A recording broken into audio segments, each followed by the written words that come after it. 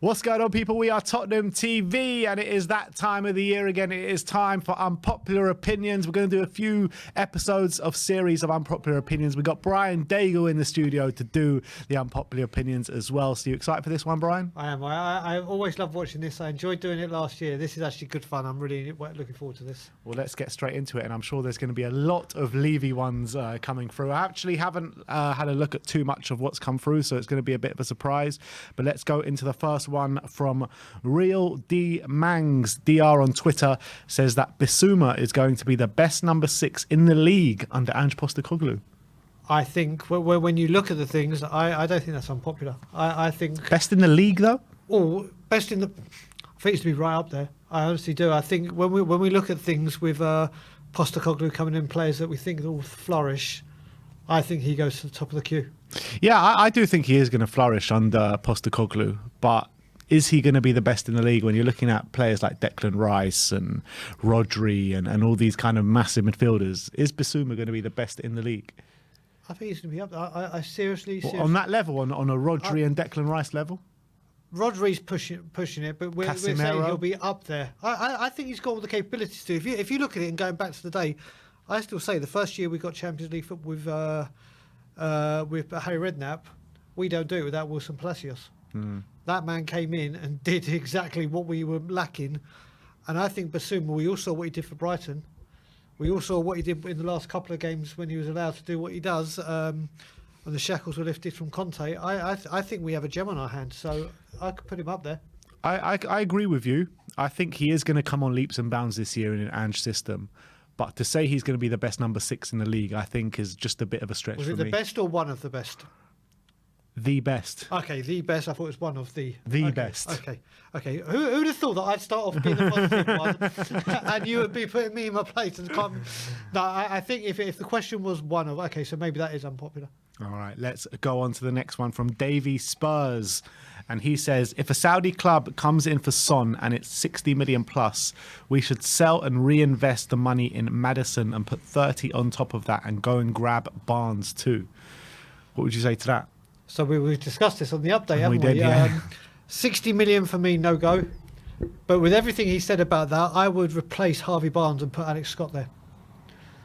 So I think they're two different players, though, because I think Alex Scott can be played more in the central positions in the number 8, where Harvey Barnes is more of a left winger.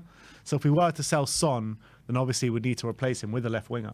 Well, you've got Richarlison, is his favourite position, and I think we've got to start looking at our future as well as the present. And Alex Scott is a talent that we need to make sure we do or get. But going back to the fee, we were saying just before that 100 million is what gets my attention, and I think we'll get the clubs. So for 60 million, I just can't see it. Yeah, I mean, I don't agree with this. For 60 million, why would you sell Son for 60 million just so you can acquire Maddison and Barnes when we can probably acquire Maddison and Barnes anyway? You know what I mean? We don't need the Son money to acquire Maddison and Barnes. That's the honest truth. And Maddison is rumoured to be, that amount is 60 million that they're talking, and probably will get it down, but I wouldn't swap Son for Maddison. For me, 100 million minimum for Sonny, and that's agreed. It, no less whatsoever. Let's go on to the next one from Carbon Robert. Plain Old Me on Twitter says that Tottenham fans need to look beyond the pitch and engage their brains. If they did that, Daniel Levy wouldn't get anywhere near as much abuse as he does. This one's for you, Brian. Listen, I respect your opinion and everyone's entitled to it, and I've always said it, but we all grew up supporting Tottenham Hotspur Football Club. We all grew up because of 11 players on the pitch and the manager and obviously the subs and everything. I engage my brain regularly, and I support Tottenham Hotspur Football Club to win trophies and to compete, not to be top of the charts of the net spending, and this is very unpopular for me. He's saying, as Tottenham fans, we need to look beyond what's on the pitch. Where's the sense in that? Isn't literally the reason why you go follow a football club is because you want to see what is on the pitch? Yeah, I mean, I think what you need to do, my friend, is I think you're mistaking Tottenham Hotspur with the stock exchange.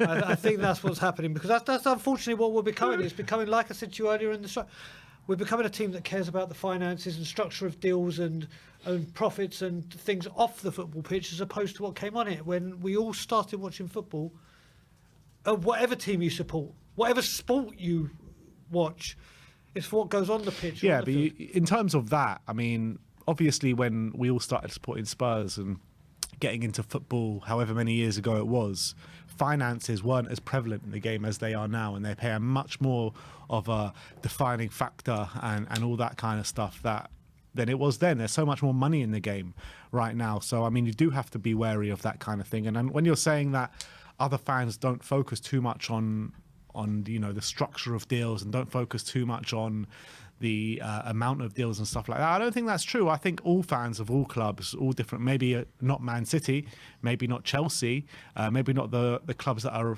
funded by the state, but any other club do. I see where you're coming from, but I don't think Liverpool do. They're not state-owned. Of course they do.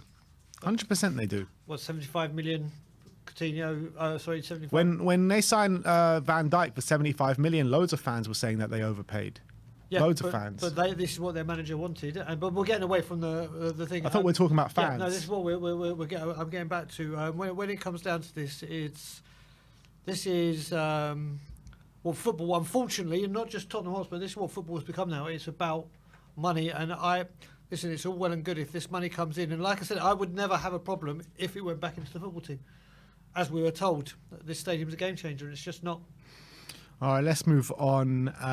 Makino Quantitative says that we aren't that far away talent-wise from a top 4 finish. One good keeper and one good centre-back, and we are there this coming season. What would you say to that? I think we're more. He's on the right. They're on the right track. I think we need a couple more centre-backs. Definitely a goalkeeper. I think top 4 is a push. You look at it now with Newcastle going to be spending. Liverpool and Chelsea will right their wrongs. Brighton are there. Villa will be competing. I think the top 4 is just too big a push this season. I really do. I think getting one good goalkeeper and one good centre-back is in the right direction, but I don't think it's anywhere near enough for what we need. When you're looking at the players that we need to ship out, I think we need minimum 2-3 centre-backs. We need a goalkeeper to come in. We need a creative midfielder to come in. We potentially need a backup left-back to come in for Destiny if Sessegnon's going to go, Perisic is going to go. So you need so much surgery within this team. And yes, getting a goalkeeper and a centre-back is in dire straits and desperate in need for us. But that's not all we need just to get back to where we want to be. No, I agree. I've said as well that I think if we were to spend our entire budget on a goalkeeper and 3 central defenders of quality and not address Maddison or Eze or whoever the player may be, I would be delighted. We've just put in serious money down to get 3 quality, 2 centre-backs, maybe, because we don't know what's going to happen with Reguilon, do we? So yeah, I think the defence and goalkeeper has to be addressed as the number 1 importance. All right, let's move on. Aswin R says that if Kane is going to stay this year, then I can't see game time for Richarlison. Fear that he's going to be a flop signing. I mean, he's definitely been a flop signing from his first year, but do you kind of have the same fears that if Kane does stay for this year, then you're going to see limited game time for Richarlison again? I don't actually. I think with Conte, he had his set system, and it was you fit, you play, you fit, you play, you fit, you play, and he wouldn't. I think we could see a lot of Richarlison on the left if Son doesn't kick on like we think he will, or if we need to rotate, because I think Ange will take these cup competitions seriously.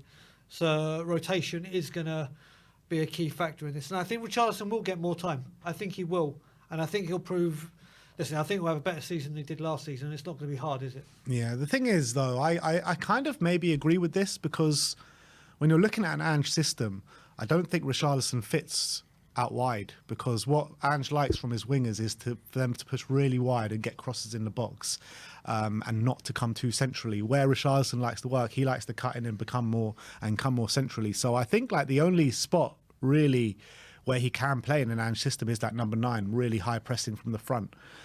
It's a question of maybe dropping Kane back into a number 10 role and making Richarlison number 9, but that's the only way I can see Richarlison getting a lot of consistent minutes. Yeah, this is the big option with Harry Kane, isn't it? But you've also got to look at there's other managers that can transform a player to play in a better system and play in a different position. And I just don't think he has a skill set for it, though. we won't know until it's tried. But I just think he will be featured more than he was last season. And when it comes to will he improve, like we said, he's not got a lot to really do to improve, has he? True. But look, we'll leave it there for now. That is episode 1 of our Unpopular Opinions. More episodes coming your way. But thank you, everyone, for joining us today. Like, subscribe, and comment. And as always, come on, you Spurs.